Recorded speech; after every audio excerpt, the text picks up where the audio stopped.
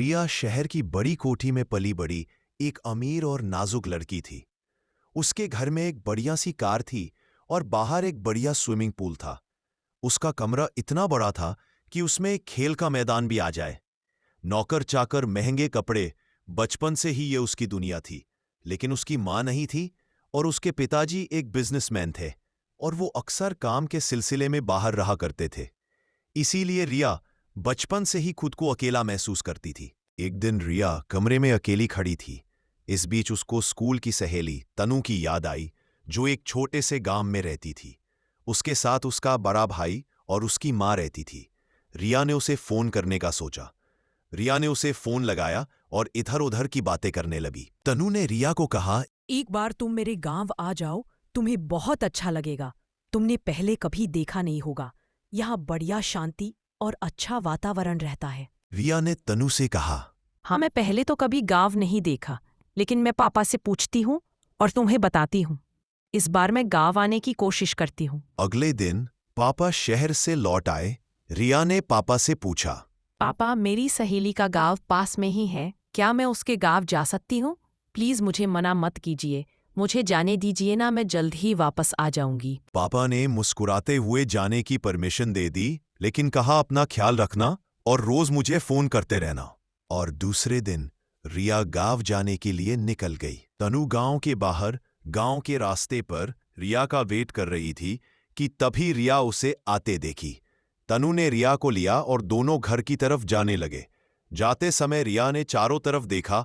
छोटे छोटे घर, मिट्टी का आंगन, चूल्हे से उठता धुआं, सब कुछ रिया की आंखों के लिए एकदम नया था, लेकिन बहुत ही प्यारा था। तनु रिया को लेकर अपने घर पहुंच गई। वहां उसकी मां खटिये पर बैठी थी। तनु ने मां से कहा, माँ, तुमने इसे पहचाना? ये मेरी दोस्त रिया है। याद है हम बचपन में साथ खेला करते थे? रिया तनु की मां को नमस्ते कहती है और पूछती है, आंटी, आप कैसी हो? आपकी तबीयत कैसी है? आप ठीक तो हो ना? तनु की मां रिया से कहती है, अरे आंटी नहीं, माँ बोल बेटा। तू भी मेरी बेटी जैसी ही है। मैं ठीक हूँ। तू तो बहुत सुंदर दिखती है, एकदम राजकुमारी जैसी। बचपन में तनु के साथ खेलने घर आती थी। अब कितनी बड़ी हो गई है। कितने सालों बाद तुझे देख रही हूँ। अच्छा लगा तुझे मिलकर। आजा, बैठ इधर। तनु रिया को अपनी मां के पास बिठा देती है और खुद खाना बनाने चली जाती है। रिया और तनु की मां दोनों बहुत बातें करते हैं। रिया को तनु की मां बहुत अच्छी लगती है और अपने मां जैसे लगने लगती है। तनु ने रिया के लिए बढ़िया सा खाना बनाया। जो भी रिया को पसंद था सब तनु ने बना दिया और घर के बाहर आंगन में उसे बातें करने के लिए ले गई, ताकि उसे बोर ना हो। और दोनों सहेलियां बातें करने लगी। तभी अंदर से एक लड़का बाहर आता है। सीधा साधा मेहनती तनु का भाई अजय। अजय दिखने में बहुत ही हैंडसम था। उसने बढ़िया नेवी ब्लू शर्ट और ब्लैक पैंट पहनी थी। वो रिया और तनु के पास आकर खड़ा हुआ। तनु ने रिया से कहा, रिया, तुम्हें याद है ना? ये मेरा भाई अजय है। याद है हम बचपन में साथ में तीनों मिलकर खेला करते थे और तुम दोनों कितने लड़ा करते थे? कि तभी तनु को किसी गांव की औरत ने आवाज दी और उसे बुलाया। उस औरत को तनु के साथ कुछ काम था। तनु धीरे धीरे वहां से चली गई। अजय ने रिया से पूछा, कैसी हो तुम? बचपन की यादें ताजा हो गई। अच्छा लगा तुमसे मिलकर। अच्छा हुआ तुम आई।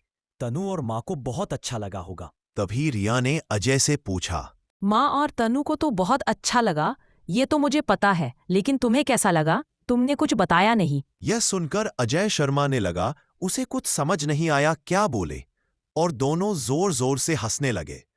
रिया भी शर्माने लगी। अगले दिन तनु और उसकी मां किसी काम से बाहर चली जाती है। रिया घर में अकेली रहती है कि तभी अजय बाहर से अपना काम खत्म करके घर आता है और रिया का दिल जोर जोर से धड़कने लगता है। अजय रिया के पास आता है और उससे कहता है, घर में अकेली रहकर बोर हो जाओगी। चलो, पास ही हमारे खेत है। मैं तुम्हें हमारे खेत दिखाता हूँ, तुम्हें अच्छा लगेगा। वैसे भी तनु और माँ को आते आते शाम हो जाएगी।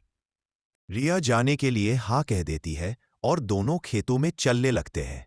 चलते चलते दोनों सोचते रहते हैं कि आगे क्या बोलना है, खासकर अजय। रिया अजय से कहती है, तुम्हें ये गांव कभी छोटा नहीं लगता? यहाँ कुछ भी नहीं है, तुम कैसे रहते हो यहाँ? अजय हंसकर कहता है, नहीं, यही मेरी दुनिया है। यहाँ मेरी माँ और मेरी बहन रहती है और मुझे इसी से खुशी मिलती है। मैं यह गांव छोड़कर कभी भी नहीं जाऊंगा। मैं यहाँ रहूंगा और यही मेहनत करूंगा। आगे अजय नर्वस होकर कहता है। तुम कल चली जाओगी, गांव थोड़ा खाली खाली लगेगा। हमें तुम्हारी याद आएगी। रिया अजय की तरफ देखती है और कहती है। अजय, मुझे भी तुम्हारी याद आएगी। इस एक वाक्य में दोनों को दिल की बात साफ समझ आ गई। दोनों को प्यार हो चुका था, दोनों समझ गए थे। दोनों जोर जोर से हंसने लगे और घर जाने के लिए निकल गए। अगले दिन रिया सबको बाय करती है और अपने घर चले जाने के लिए निकलती है। इधर अजय को बेचैनी होती है। अजय का अब दिल नहीं लगता और वह रिया को कॉल करता है और कहता है। रिया, अब तुम्हारे बिना मेरा दिल नहीं लगता। क्या तुम अपने पापा से हमारी शादी के बात करोगी? रिया अजय से कहती है। पापा बिजनेस मीटिंग के लिए बाहर गांव गए हैं। आते ही मैं उनसे बात करूंगी। मुझे भी तुम्हारी बहुत याद आती है। हम जल्द ही मिलेंगे। ऐसा कहकर वह फोन रख देती है। अगले दिन रिया के पापा बिजनेस मीटिंग से घर लौट आते हैं। रिया पापा से कहती है। पापा, आपसे एक बात करनी है। पापा, मुझे अजय पसंद है। मैं उसी से शादी करना चाहती हूँ। वह तनु का भाई है, गांव में रहता है, लेकिन वह बहुत अच्छा है। आप एक बार उससे मिल लीजिए ना। लेकिन रिया के पापा बहुत गुस्सा हो जाते हैं। वो कहते हैं, मैं तुम्हारी उससे शादी नहीं होने दूंगा, और अगर तुम्हें उससे शादी करनी है तो तुम्हें ये घर छोड़कर जाना होगा। तुम चली जाओ ये घर छोड़कर। अगली सुबह रिया घर छोड़कर चली जाती है और अजय के पास पहुंच जाती है। सब रिया को देखकर चौंक जाते हैं। रिया और अजय अपनी फैमिली को सच्चाई बताते हैं कि वह एक दूसरे से प्यार करते हैं। ये बात सुनकर अजय के घर वाले खुश हो जाते हैं। अगले दिन तनु, सासू माँ और कुछ गांव वाले मिलकर एक छोटा सा मंदिर सजाते हैं। रिया और अजय 7 फेरे लेते हैं। कोई शोर नहीं, कोई दिखावा नहीं, बस 2 दिलों का वादा होता है और दोनों की शादी संपन्न हो जाते हैं। घर में सब खुशी से रहते हैं। तनु और माँ रिया का ख्याल रखती है। दिया भी सबके साथ अच्छे से रहती है। रिया अब धीरे धीरे घर के सब काम सीख जाती है। सबके लिए बढ़िया सा खाना बनाती है। खाने की खुशबू बाहर तक जाती है।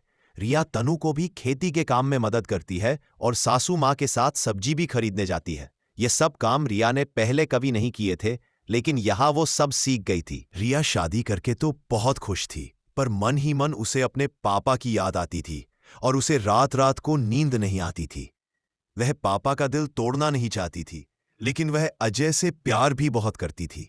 इसलिए पापा को छोड़कर अजय के पास चली आई थी। तभी अजय रिया के तरफ आने लगता है। रिया सोचती है कि मैं अजय को क्या बताऊं। अजय पास आकर पूछता है। क्या हुआ? तुम सोई क्यों नहीं? तुम्हें नींद नहीं आ रही? मुझसे कोई गलती तो नहीं हुई? अगर हुई है तो प्लीज बता दो। रिया मुस्कुराने की कोशिश करती है और बोलती है। कुछ नहीं, सब ठीक है। बस पापा की बहुत याद आती है। वे मुझसे बात भी नहीं करते। ऐसा लगता है जैसे मैंने उन्हें खो दिया हो। मुझे उनसे मिलना है, उनसे बातें करनी है। अजय ने रिया का हाथ पकड़ा और कहा। रिया, अपने पापा को फोन करो, उनसे बात करो, उनसे माफी मांगो। मैं हमेशा तुम्हारे साथ रहूंगा। और हाँ, मुझे माफ करना, मेरी वजह से तुम अपने पापा से दूर हो गई। और दोनों सोने चले जाते हैं। अगले दिन घर में सासू माँ, तनु और अजय तीनों बाहर काम से गए हुए थे। रिया अकेली बैठी थी और पापा की याद फिर से उमड़ आई। कांपते हुए हाथों से रिया ने पापा को कॉल किया। पापा ने फोन उठाया। रिया ने बोला।